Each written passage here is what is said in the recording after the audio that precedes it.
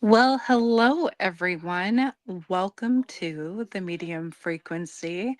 I am one of your lovely hosts. My name is Raven Wolf. And for those of you that come to our show weekly, you will notice that this evening I have a very unique, fun guest to introduce to you all. I have Rez, and I'm going to go ahead and have Rez come on up. Hey everyone, how's it going, Raven? Hi, Rez. How are you? Doing pretty good. A little tired from the weekend, but I'm hanging in there. That's Thank you for having good. me on. I've been really excited about having you as a guest on the show. I've heard many good things about you, and Oh, there's a lot I don't know about you. So, this is a great opportunity for everyone watching to get to know you, but also for me to ask you a million questions. that's fine. I'm an open book. Awesome. So, how did the paranormal start for you? What were some of those Well, experiences? basically ever since a kid. I grew up in a household of spiritualists. Both my parents were ministers in a spiritualist religion and psychic mediums. So when you grow up like that, you tend to have houses that are always haunted because spirits are always going to come in and have someone to communicate with. So growing up that way, the paranormal was just second nature to me. And years of living like that, watching the shows on TV, calling BS, I finally decided one day to step out into the world of the paranormal and start my career. That's awesome. And I do know that you are a part of a tribe. Can you tell us a little more about your Yep. tribe? And yeah, I'm a member, enrolled member of the Stockbridge Muncie Band of Mohicans. You know, right out of Wisconsin. Our original homelands are out in the New York, Massachusetts area, and we're still living, still going. Basically, I joke around and say we're the last of the Mohicans. You know, because that's everyone awesome. because of that book, everyone thinks we're all gone, but we're still here. That's so funny. Um, I remember in college reading that book. I believe it was a book, and Yeah, uh, my friends would always crack jokes when they couldn't find something about it, the book itself, and so it always stuck with me. So yeah, yeah, book turned movie. I believe it was Daniel Day Lewis was the lead actor in or something like that. So a yeah, little love story, not totally accurate as far as historical, but still a good story. that's awesome. Where would you say some of the inaccuracies were? About some of the stuff that as our people that what we did, they kind of just took native in general Hmm. and told the story. So there's like some of the weapons that they said we used weren't ours. Might have been the Mohawks used it, but we didn't.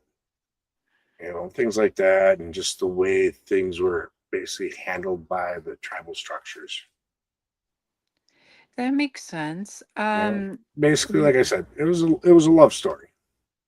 oh, okay. Yeah, that does make sense. I mean, sometimes movies take things in different directions than what the original You know, story is for sure.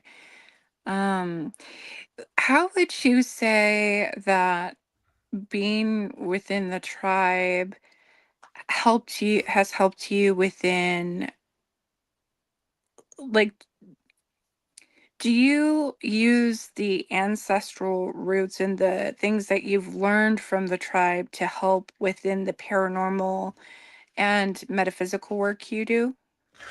yeah, actually, I one thing, the biggest things to me is when I go into an investigation, especially at a new location, I always give tobacco first. I go, I connect to the spirits of the land, spirits of the location. I give that tobacco to honor them, to let them know I'm there in peace. I'm there to be a voice for them, let them know that they haven't been forgotten, and give them a chance to let their stories be told. And then also, as far as in the metaphysical, being so in tune with nature, I've learned to draw my energy from nature itself. So whether it's grounding or just going out and just absorbing whatever I can to replenish myself and living that hand in hand and protecting nature kind of goes with it and builds something unique within inside of me that was given to me by my culture. And then also I've noticed when I go on these travels, pretty much everywhere I've gone where there's been a heavy native preference in history, I've ended up picking a few more guides up. So I have a whole tribe of mixed matched tribes that come together and follow me around this country, no matter where I go. So I know I'm protected. Yeah, I could, I've always thought that tribes that I've met, people from different tribes that I've met, have had beautiful ways of honoring the souls and the different energies that are in locations that perhaps some people do not have a background of, so they don't know that that's something that they could do, Correct. essentially. Um, when you started out with the paranormal and you started out with, well, let's start with the paranormal. When you started out with the paranormal, what are some experiences that you have had on different investigations that have really stood out for you? Um, One of them is a location up in Menominee, Michigan. We had my former team that I used to belong to. We had a team member that had a house that was haunted. They brought us in. Prior to me being on the team, doing an investigation, they got some evidence, but they weren't really sure exactly which way to go, what it was, 100%. They were thinking there's maybe an elemental there or something along them lines. And then fast forward a little bit, they decided after I joined the team, they decided to do like a Halloween live there. And while we were there, me and the other mediums kind of they're fairly new to the team, along with myself. Somehow we just kind of clicked. And next thing you know, the veil was lifted to the point where we realized there was a brave that at the time we were calling the chief. Here to find out he didn't like being called that, so we'll just call him a brave. He was there protecting the land because the land was blood soaked, and Mm. he was really hurt, really upset for being here for all these centuries. And we uncovered he wanted us to heal the land, and there the other ones were like, well, how do we heal the land as blood soaked? And out of nowhere, I'm like, well, you plant a fruit tree. You put a plant into the ground that gives life, and it's going to help that land out. So then we ended up going back another time, healing the land some. A lot of the activity died down. Of course, there's still going to be some, but it put a lot of ease on the location and on the land itself. Wow. So is planting a fruit tree a form of planting new life in the area so that it blesses the land? Mm-hmm. Okay. Exactly. It's Okay. going to bless it. It's going to kind of filter it, and it's going to breathe that new life into there. That's going to sustain not only the land, but to sustain the critters, human life. It gives back, doesn't just take from the land. Okay. So when is there a reason that chiefs prefer to be called braves? This particular one, he didn't. We thought he was a chief, but he really wasn't. So, for lack of a better terminology, that's where consider him be a brave. Mm-hmm. We he it was a weird situation because he felt like a chief. He kind of appeared like a chief, like he was dominant like that, but he didn't like being called chief. That's what we came out through all our investigations there. That makes sense. And actually, that's a really beautiful explanation of how the land could be blessed because sometimes people don't think of those types of things that could maybe create new energy where it's giving back to that specific area. Yeah, and in our culture, you take something, you give something back. So even if you go out and you're cutting sumac down, because you use sumac to make a pipe or something like that, you give tobacco back. If you pick something up in the woods, you give something back. You don't just take. So, and then in order to, give life back, that's even higher, and more valuable to the whole system. So, would you say when you go to different places, and sometimes, there's a lot of good in a lot of places, but there's also a lot of areas that have had historical harm. What are ways that you find that people within the tribe will determine determine what's needed for that land? We listen to our ancestors and we listen to our guides. That's plain and simple. You ask upon the creator, your ancestors, your guides to guide you on how to help. That makes perfect sense. Um, how did the experiences that you had and have, how have they perhaps changed your viewpoint on reality in the context of what maybe somebody who has never experienced the different places that you've gone to and the different experiences you've been through would maybe view it? It's kind of a tough one there. Let's see here. Honestly, I really don't know how to phrase that one. That's a pretty tough question there. I can look at it basically like as an outsider looking in, they might not understand why I do what I do. So when I actually go to do it, I try to explain to whoever's there, whoever's seeing, this is why we do what we do. This is the outcome of what happens. And this is what could happen if you don't do it this way. You know, just kind of like educate them on the knowledge that I personally have from my own experiences. If that kind of fits the answer to the question you're looking for. I just realized my mic got muted somehow. Oh, um, I would say that that makes sense to me. Um, do what are some examples of what perhaps people may misunderstand about these kinds of experiences? Let's say somebody brand new is coming into um, a space where this is happening. What are some common misconceptions that you see? a lot of people think that native hauntings are evil or angry. Nine times out of ten, that's not the case. They want to be acknowledged. They don't want to be forgotten. And if they are producing what could be seen like aggressiveness, it's Mhm. because there's probably something there that has been wrong that needs to be fixed. Prime example, like we talked about the blood-soaked land. Mhm. That might cause a little more higher activity in the house. It might cause something to scare someone a little more.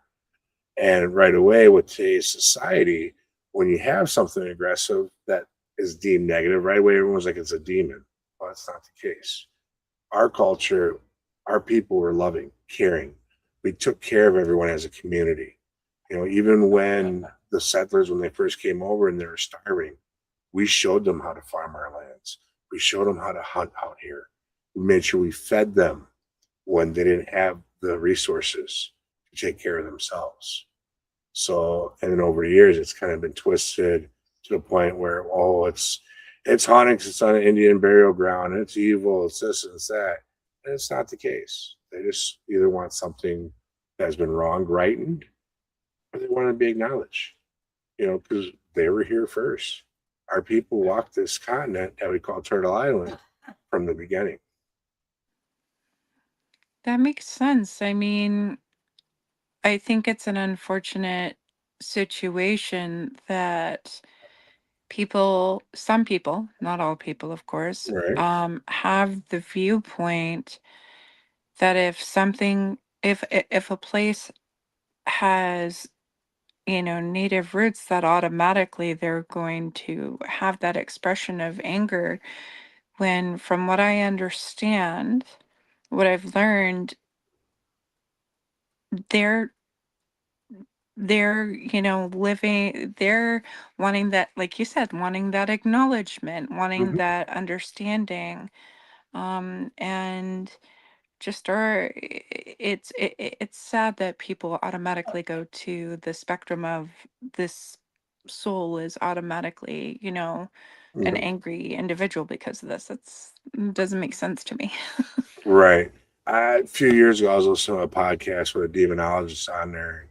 The guy goes, I'll mess with demons all day long, no problem. But you tell me there's an Indian burial ground on there, I'm out.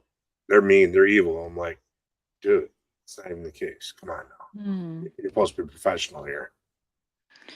Yeah, I mean, they were humans, they Yeah. they had life experiences too. Yeah. And So, when we pass over to the other side, we keep our personalities.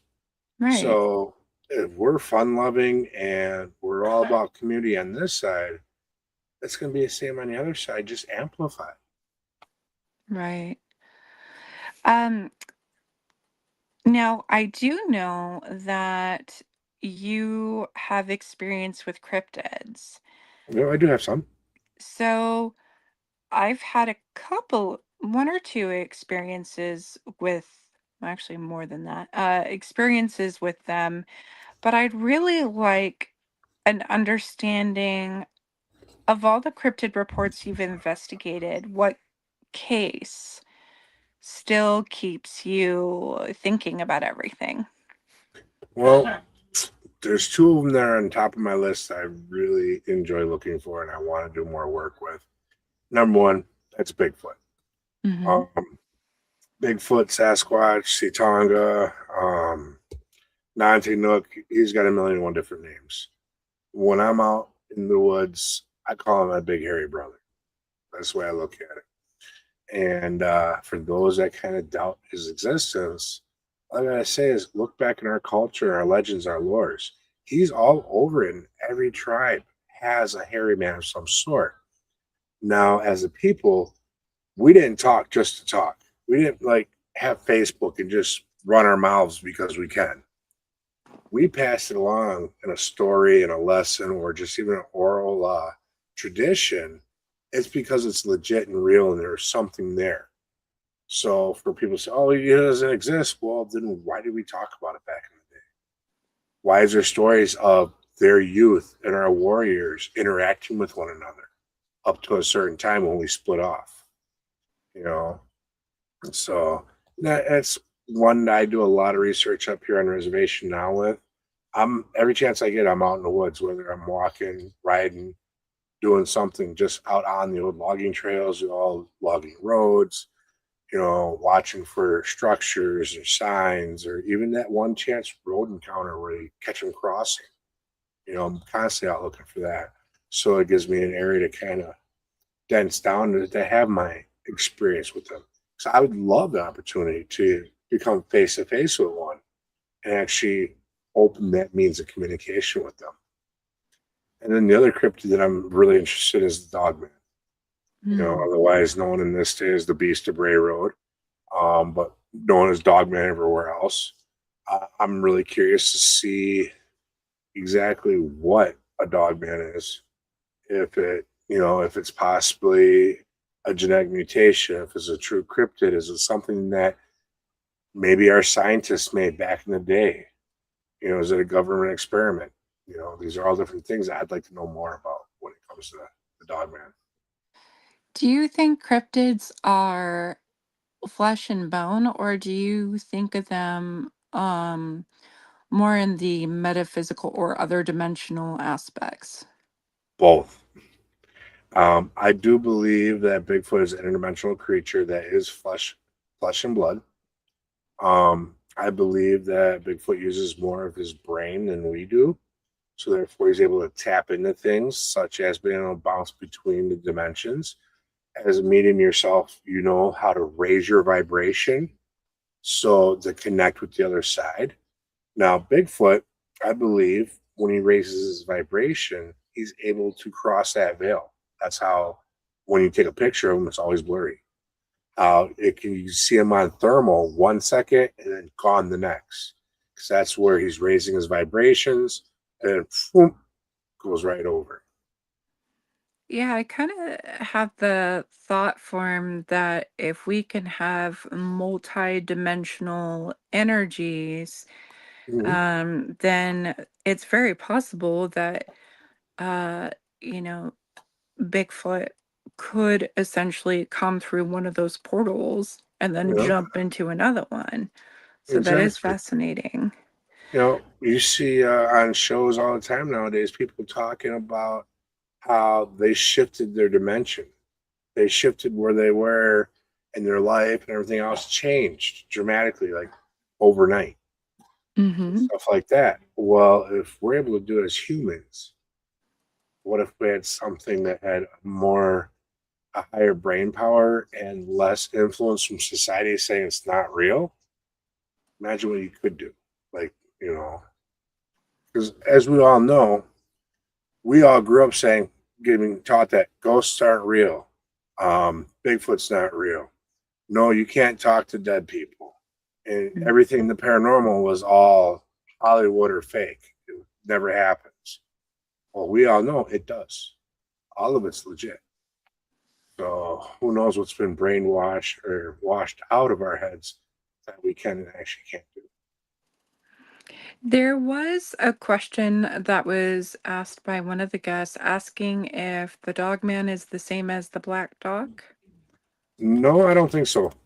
Okay. The black dog that I'm familiar with is what truckers see right before a lot of times when they've been going too hard and too fast and need to get off the road. That's kind of like a tall tale sign. Get off the road before you wreck.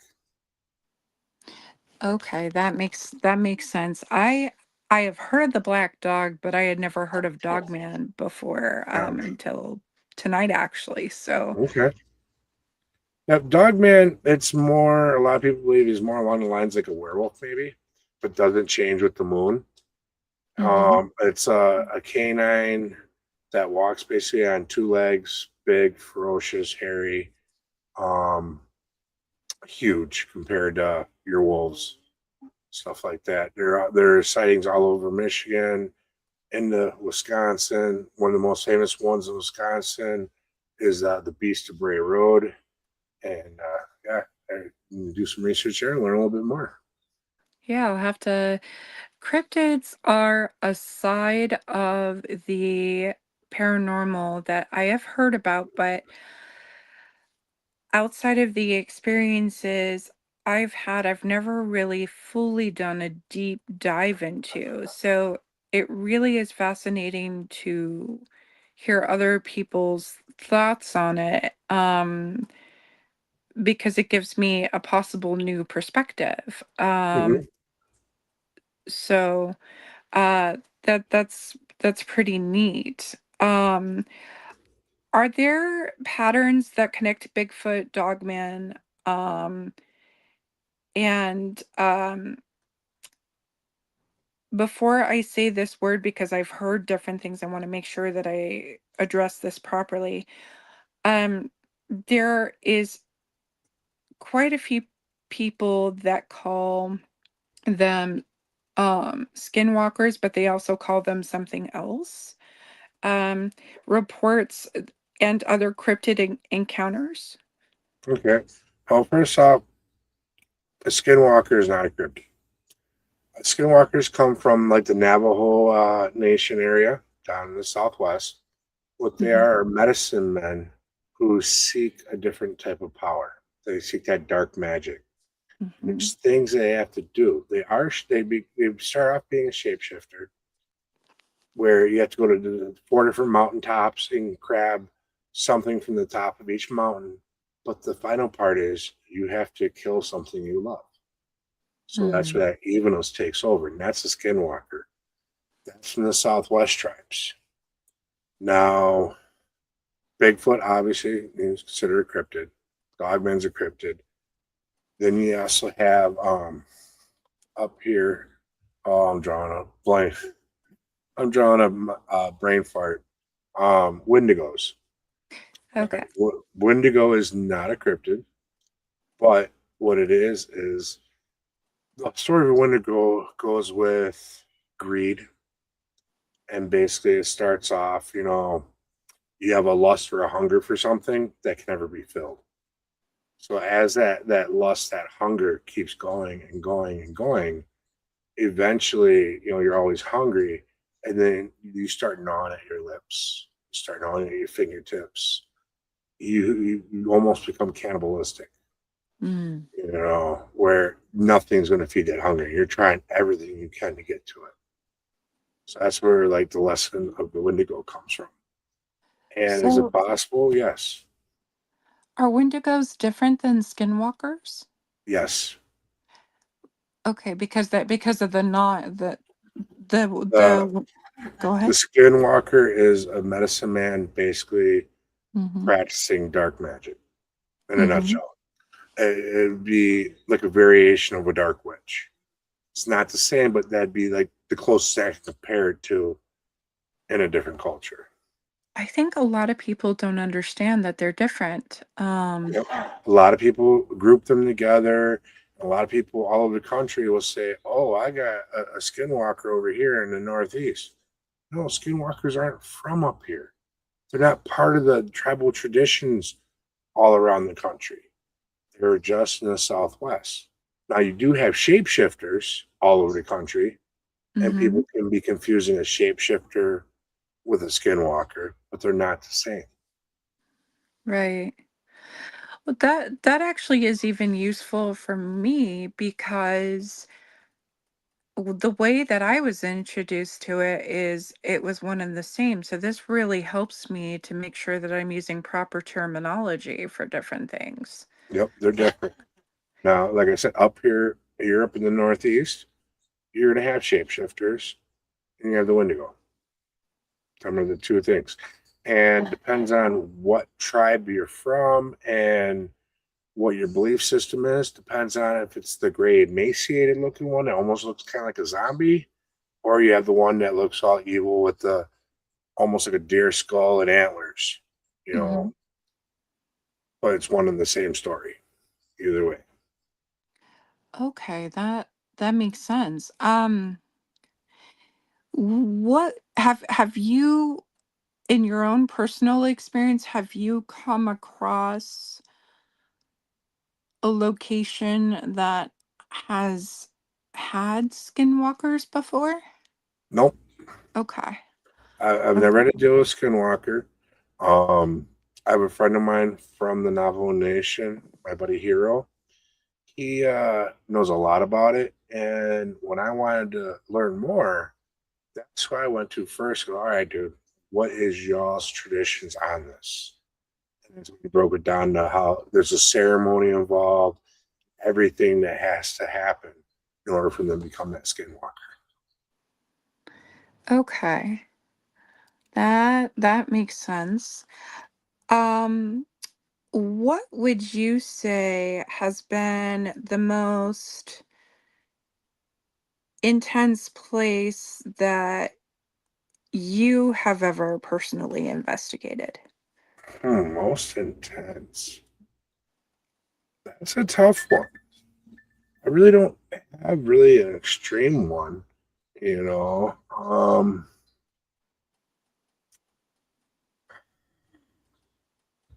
That's another hard question because I can't think of anything really intense yet. I'm still looking for my partner French, but my oh shit moment.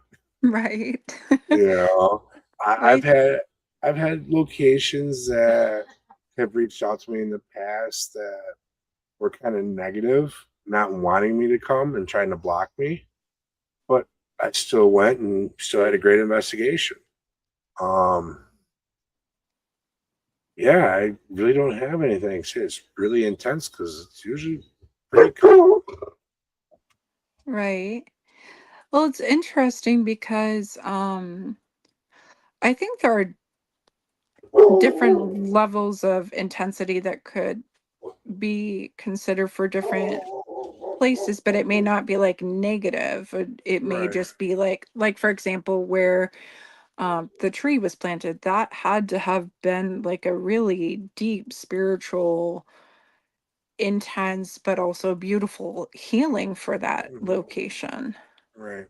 Now I've had Um, well, one location I did have a lot of activity at, which I was actually really shocked at, would have been one of the local bars and bowling alleys that's closed down right the next town over from where I live. mhm. I got a group of friends together, and I had met the owner of the location. He goes, I had mentioned how I'm a paranormal investigator and looking for a building to buy, and driven past this building for years, and I was always kind of attracted to it. So he's like, "Well, let's do a walkthrough," and I did a walkthrough. My head was spinning the whole time. I'm like, "I want to come back for doing a proper investigation. Is that possible?" He's like, "Yeah, not a problem." For a location that was been, hold 1 second. No worries.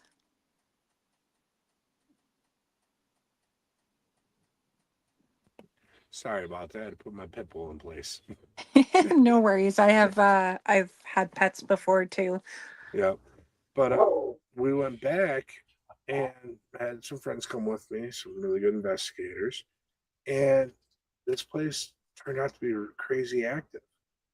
Usually when you go into a location, especially for the first time, be the first people ever to try to speak to them, try to interact with them, it's either hit or miss. It's either you get good activity or it's just quiet all night long. So they're kind of just checking you guys out. In this case, we were one of the upper levels and we had equipment set up all around us. It was almost like this place was set up to have bedrooms upstairs, and most of the walls were ripped out, so everything was kind of connected. So you could see 360 all the way around us. The activity was swirling around everything and hitting every piece of equipment over and over again. It would Oh stop for a wow. little bit, then it would start, and it might hit one or two here and there, and then do a loop. Almost like I almost took it like how the women were back in the old days. You see on the TV where you get unexpected guests, and you're like, "Oh my god, my house is dirty. Let me clean it up." And they're like frantic all around trying to straighten it up because they weren't ready for guests. That's the feeling I got. I felt there was a female spirit up here. Hey, my place ain't ready. No, no, no, no. And she's just all around in circles. Mhm. And then later on that night, we went down into the basement where the bowling alley was, and it was very quiet. I'm like, all right, well, I start cracking jokes. I'm kind of a wise ass. Start cracking jokes with the people that I'm there with, and all of a sudden the equipment starts going off. They like native humor, I guess. We actually had one piece of equipment go off so long and loud that it burnt out the battery, brand new battery that was put in there. So, so for to have that kind of level of activity, being the first people in this location, I thought it was cool. Wow. That is really cool. It's always really neat when things like that happen at different locations because it just helps us to verify even more. Yeah, I use the equipment to verify, what I'm picking up on, what I'm experiencing. When it does do that, it's awesome. Do you Now, think Oh, go ahead. let me stop. I see someone had a comment about ghosts and spirits. I'm just going to say like this: a ghost, in my opinion, hasn't crossed over yet. A spirit has crossed over and came back. So that's the difference between the two of them. I didn't quite catch all the comment or question, but I just wanted to put that out there. Um, it I believe that the comment was along the lines of not believing in ghosts because of let's see here. Here it is. A ghost is someone who has had past from a previous life. So, Tucker, I just wanted to, because I do past life regression work, I will say, at least from my experience, I think that you can be both, because if you think about it, we do have those past life energies that exist. It's in our DNA. It's in our DNA, yeah. So coming into spaces, it could be that that specific past life that an individual had, that component is still going through a healing process. Um, and so, I mean, that's just my thoughts on it. What about you, Rez? What do you think about it? No, I agree totally. I'm with you Y- 100%. Yeah. But that's just my thoughts. Do you think that the paranormal experiences and the experiences that we have that are in the metaphysical field of things as well are helping an individual's soul with different components of their um evolution, so to speak, or their soul contracts? Yeah. Actually, I believe as we have these experiences, there's lessons to be learned from them. And once you learn your lessons, you kind of power up to the next level. And it keeps progressing each lifetime, every time you have your experiences. So, and then I got seen something about deja vu in past lives just popped up here. Mm-hmm. I have an opinion on deja vu. Deja vu is points along your soul contract that shows you you're on the right path. It's almost like a checkpoint if you're playing a video game. That's where you get that deja vu moment. You're where you're supposed to be at that moment. That's why it's so familiar. Yeah, I've heard that deja vu has a lot of physical components that come up with that as well. Like, Mhm. um, I have heard that some people have like, well, for example, in the beginning when I would have deja vu a long time ago, I would have like little headaches that would come along with it because it was almost like it was very surreal. So, Yeah, it's intense. And if you yeah. don't know how to process it, your brain's going like, what's this? Yeah. Yeah. What are some places you'd really like to be able to go to, whether it's connected? I think that the metaphysical and the paranormal can, They, work together. But I would say they overlap. yeah, what Yeah, are what are places you'd really like to go that have that like high resonance for you that you haven't been to yet? there's quite a few. First off, like we were talking backstage, I would love to come out to the homelands out there in the east, where my people are originally from, and take part and see what's out there on the land in the different locations. To be out there, to be one of the very few and only Mohicans that do what I do, going back and able to give my ancestors a voice. All right. And then, as far as other locations, my number one bucket list is Alcatraz. I want to get locked down on the rock for 30 days and see what happens. Um, see what else is there. I've always wanted to go to Old Joliet Prison, and of course, your big mental hospitals and all that. Um, yeah, the mental hospitals and the prisons are really two of them that really draw me in. I've had family mental issues, myself included. And back in the day, the way they were mistreated really bothers me. And I'd love the opportunity to go and interact with them, give them a voice, and help them any way I possibly can. Kind of relieve their pain a little bit. And as far as the prisons, um, I'm basically the only one of my crew that hasn't been to prison yet that I grew up with.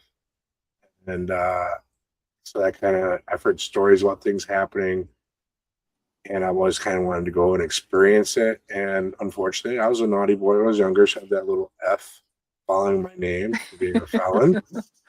So, Ah. in theory, what that is, criminals don't talk to anybody that isn't a criminal. So, you go into prison, you might get some activity, but I think if I went in and they'd be able to see who I am, they'd be more apt to interact with me and answer questions and talk and actually getting that communication going. And we're I love her question. How are you able to function after this weekend? hey, that's just a normal weekend for me. Um, Actually, speaking of prisons, have you ever been to Nevada State Prison for their investigations out there? No, I haven't. I haven't gone anywhere out west to investigate yet.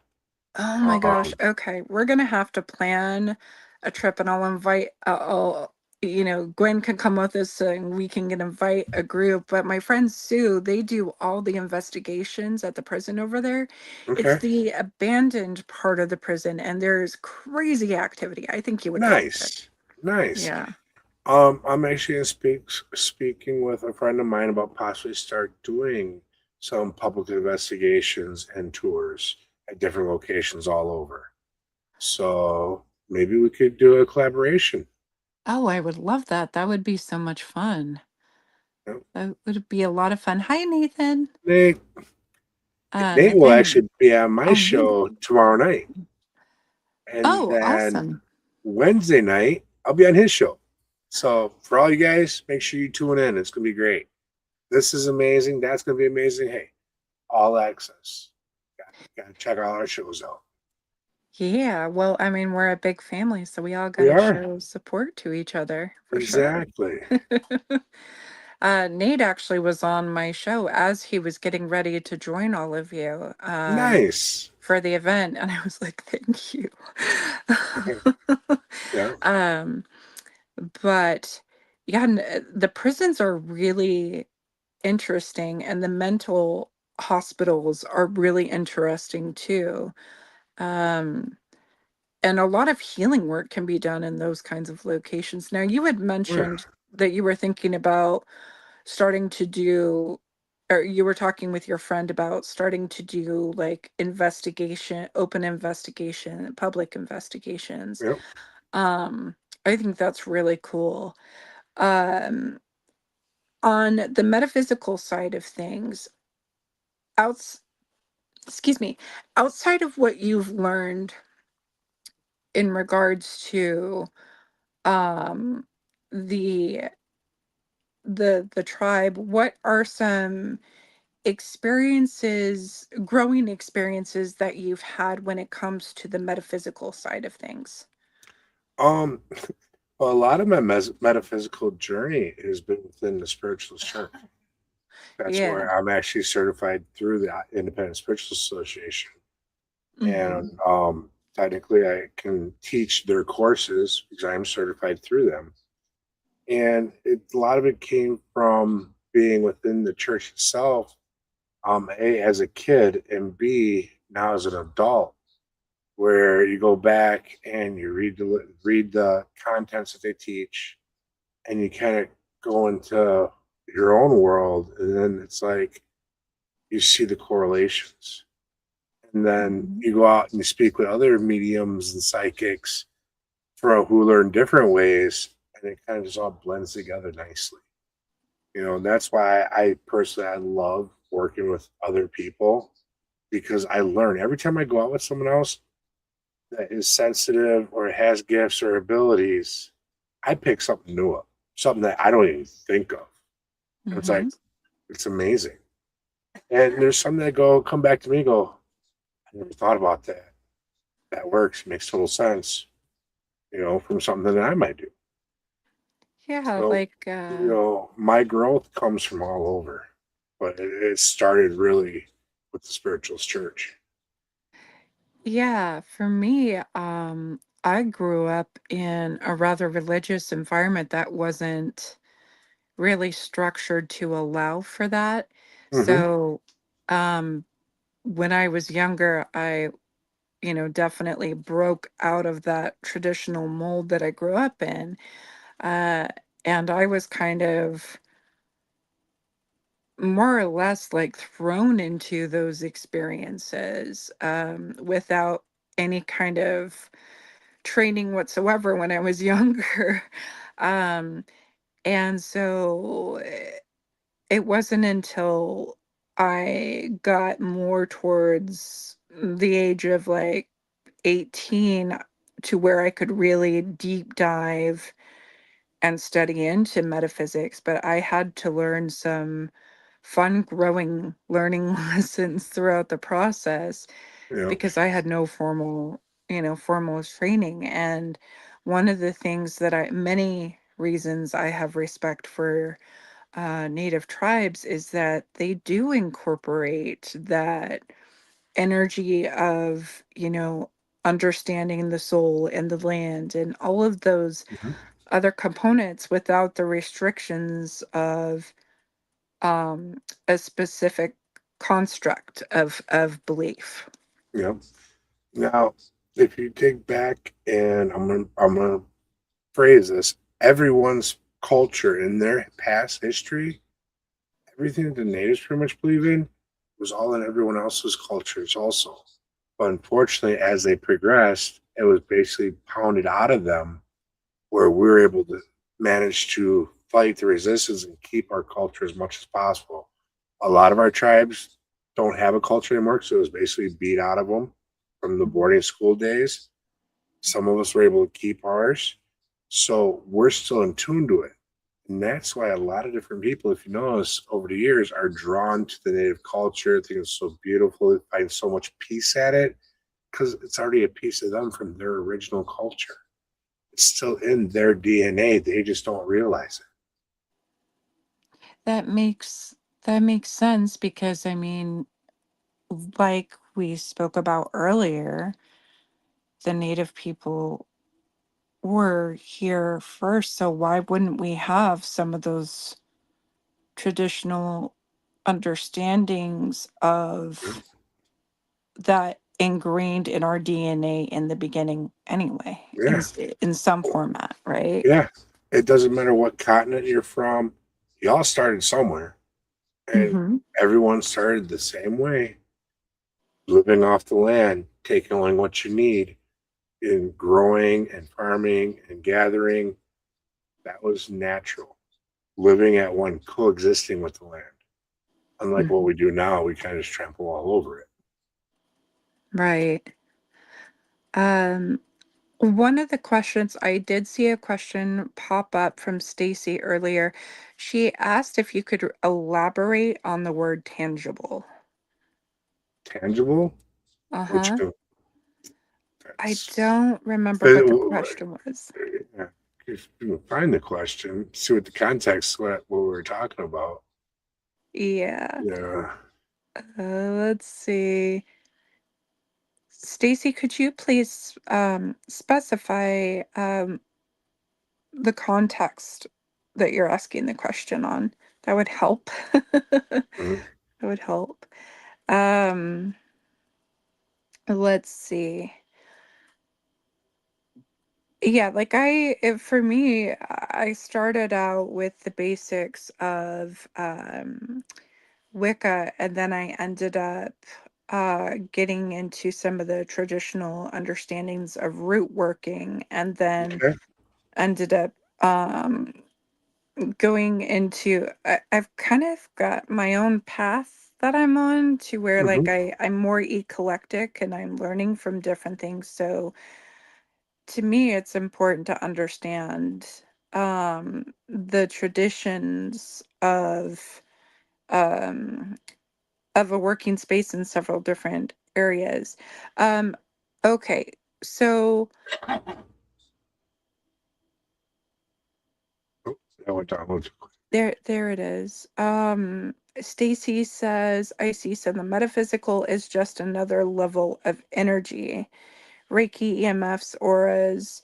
As a Reiki practitioner, sensitive and empath, I feel many different levels of energy. Oh yeah. As humans, we're all energy. Everything around us is energy. Obviously, science has proven that. You're feeling Oh, different levels because everyone vibrates at a different level. mm-hmm. Mediums, healers, we vibrate a little bit higher than your average Joe. So you're going to get them different levels. Not to mention someone that may be depressed all the time or always constantly negative in life, they're going to be at lower level vibration. So you're going to feel that. Then you get someone that's happy all the time, positive all the time. They're up there on the spectrum because they're letting the light out. They're not always looking at the darkness. So that's the best way I can explain that one. Speaking of mediumship, when it comes to how you how they present themselves to you, we all have the different senses Mhm. and how we connect. How do they present themselves for you? 9 times out of 10, they project stuff into my brain. Mm. So the big example is I could be like, I see a gentleman about 6'4", buzz cut, green eyes, scruffy face, standing behind you, have a message. My eyes aren't seeing it. My third eye ain't seeing it. But there's a thought in my head saying, I have seen it, and that description is burnt in there. So, and then occasionally, I'll get a whiff of a perfume or a cologne or a flower or something like that. And then also I feel them as they come close, the energies, the chills, or once in a blue moon, I'll have ones that will come in and it'll be warming. I had one case where it felt like someone came up behind me and stuck their arms over my shoulder and kind of just hugged me up. It was all warm and cuddly feeling. That one was a unique one because when that first happened, that was the first time I've ever felt something like that. It was almost like someone took a heated vest and put it around you. I was laughing also because of Louis's comment there for you. Did you see it? No, I missed that one. Louis is a great guy. I just met him in person this past weekend. He's one of the Bearded Brothers. Oh, awesome. He was on the show a few weeks ago to promote the event. And man, I bonded with that guy really quick. He's an awesome guy. Great soul. Very good energy. Yeah, Louis said he's a big guy and he's very handsome and sexy. Oh, I thank you, big boy. That's why I was giggling.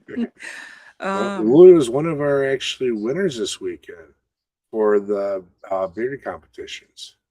oh, He won his fun. class he was in. Yeah.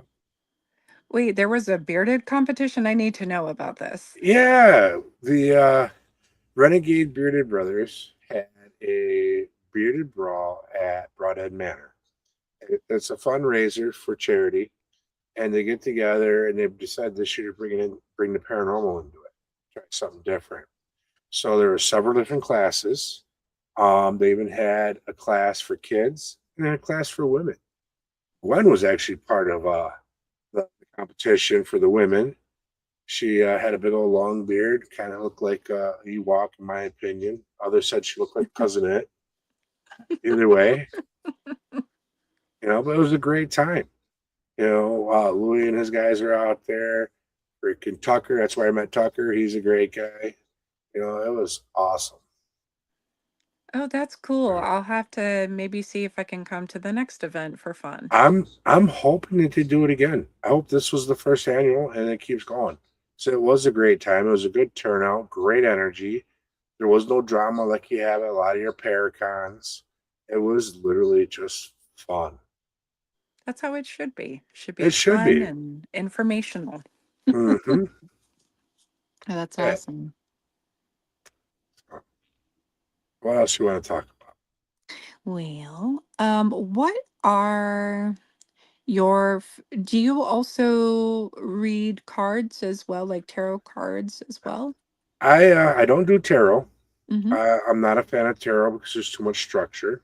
And I believe when you have that kind of structure and you got to memorize what every card is, then you're not relying on your intuition. You're kind of just regurgitating what each card's worth, and then you're putting on it, putting Mm-hmm. your own personal spin on it. I actually use soul cards, and it's all intuition. There's no structure to it. And when I flip that card, whatever's in that picture is what I pick up on, what I feel, what I see, what my guides tell me. that's what you're going to get. Have you ever seen soul cards before? Um, I've seen some cards, but I don't know if I've seen soul cards. All right, here's one of the decks. All Okay, right, I've seen the front box picture, but I've never seen the cards themselves. all right. There's just one I randomly pulled out of the box. Oh, that's cool. All right, now if this was tarot, you'd already know what this means. You Right. know, with me now, see if I was reading for you.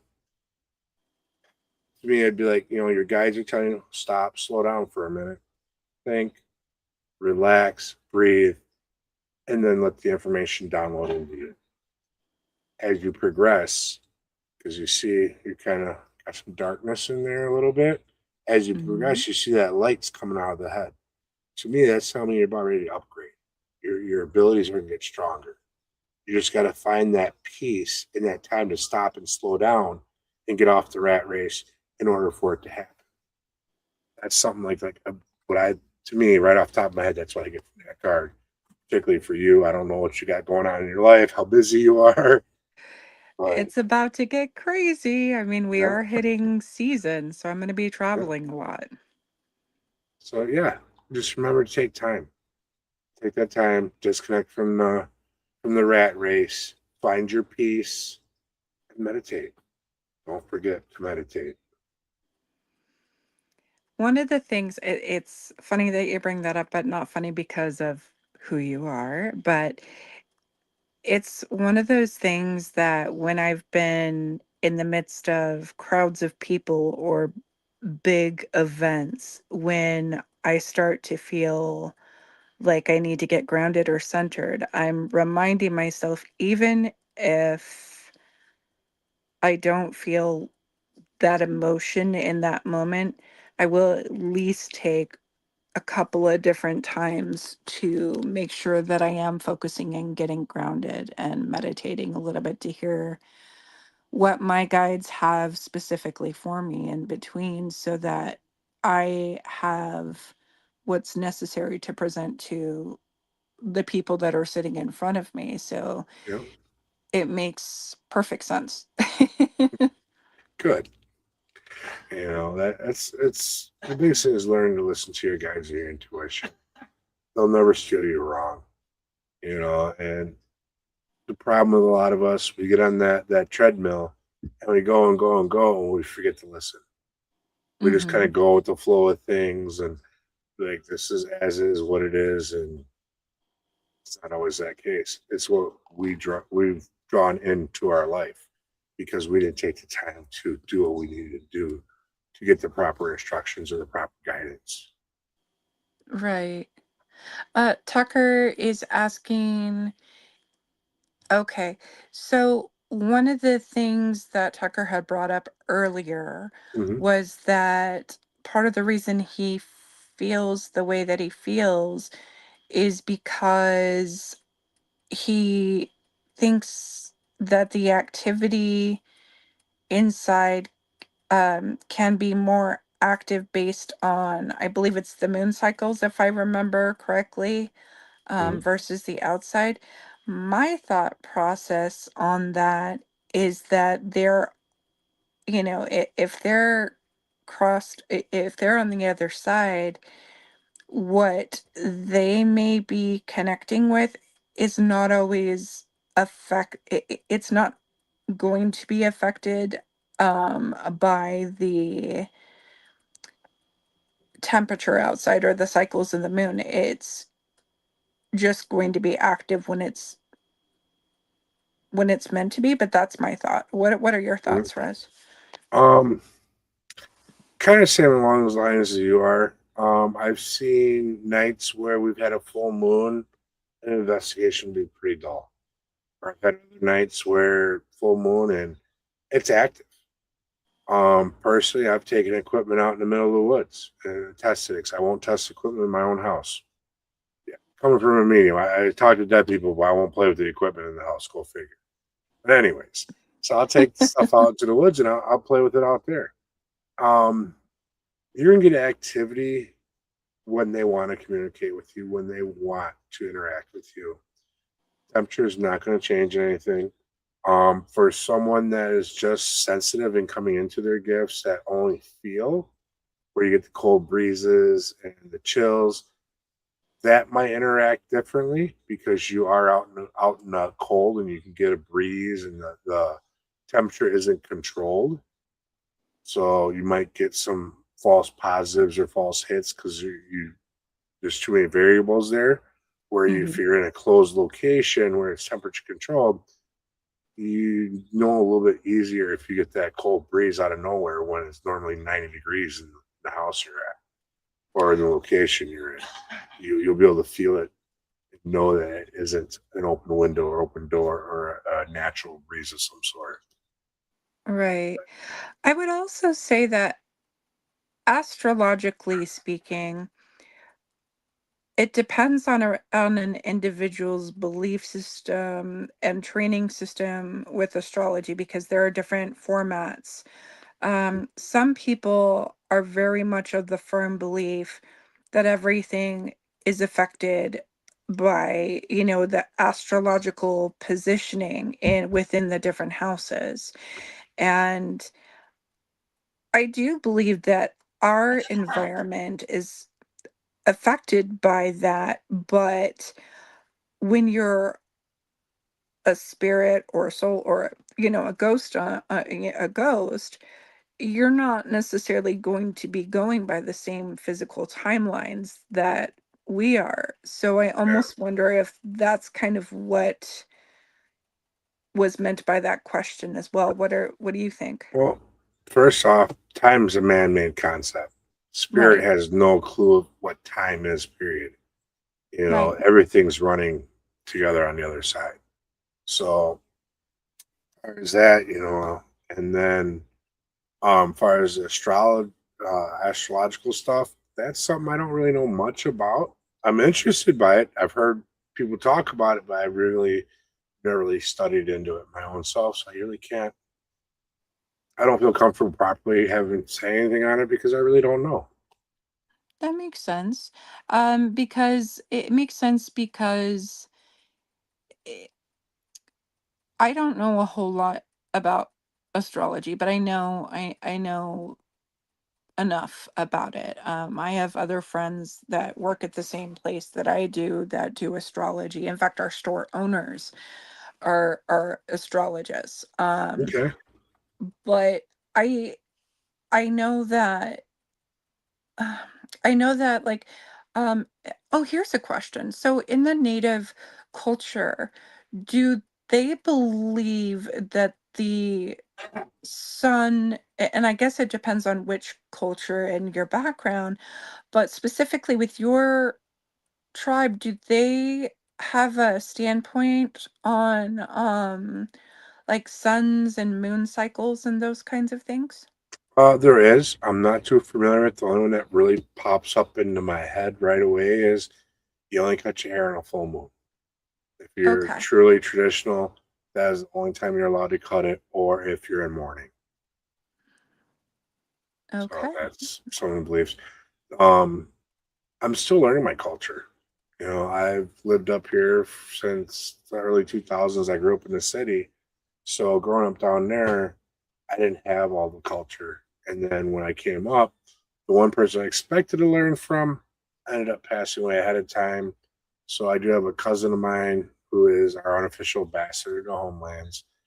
And I learn what I can from him when we have time to get together. And, as far as the rest is all kind of learning on the go. Mhm. There's really not really a textbook I can pull out and study at night when I'm wide awake and can't sleep because all our stuff is oral tradition. Everything's Mhm. passed down orally. And half the stuff you read in books about our cultures aren't always 100% correct. So, Right.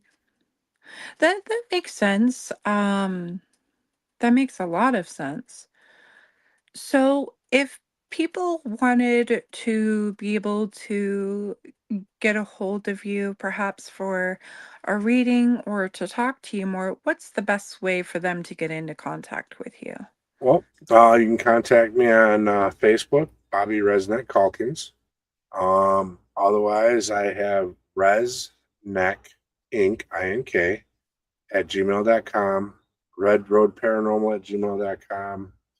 I'm also on TikTok, Bobbie Resident Calkins there.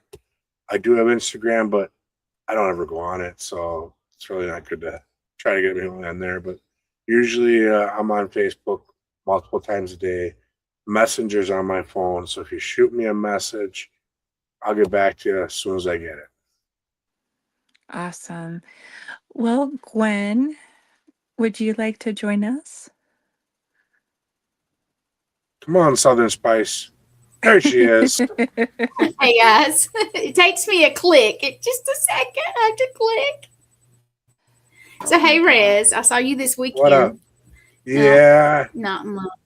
cousin, it was, I think that I was was trying to get adorable. the picture because I was going to show everybody, but if you go and look on Sean's show from Sunday, he laughed and made a funny about it, but he had it up there, and I did. I won third prize. That's good. I got some beard oil. I got some beard something in a tin, and then I got some stickers and stuff. So I gave the beard stuff because I obviously don't need it away, but that's Right. okay. They can use it, so it's a good thing. But it was fun, you Awesome. guys. And it was for charity, and I love the bearded guys, Yeah. all of them. Louie, you are awesome. I tell you, he's cool.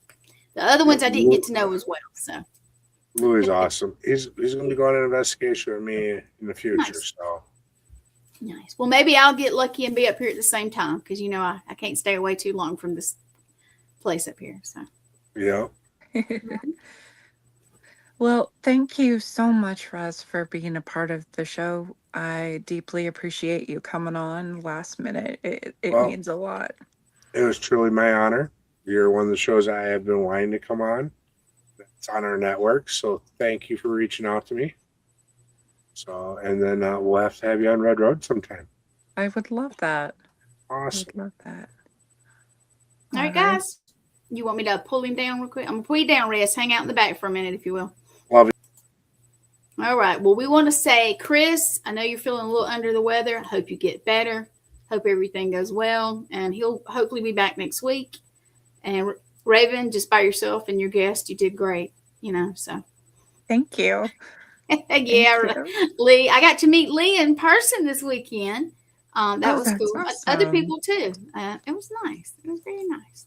It sounds like it was a fun weekend. I wanted to jump on to some of the videos that you had that you were going live on with Nate and with Morgan and everyone, but Yeah. I was at an investigation myself, and so I wasn't able to kind of jump on like I wanted to. Right. No problem. You know what? We go live, and sometimes I try to include Raven and when you add people, but you have to go through it, and then it takes a minute, and sometimes you just get off before anybody can actually. That's why I like to go and stay on, and then as long as I can. But sometimes you can't keep the connection if you're walking around. It's a little crazy. So Makes you know how it perfect is. sense. Yeah. Makes perfect All right. sense. Well, thank you everybody for watching. I'm gonna pop down and let Raven totally close it out, and then we're gonna get out of here. Here Sounds we go. good. All right, everyone. Thank you so much for joining in with us this evening. Chris, we do hope that you feel better soon, and we will be back Monday next week, 9:30 p.m. Eastern, with a very, very special surprise guest. So we will see you soon and have a great night, everybody. Bye.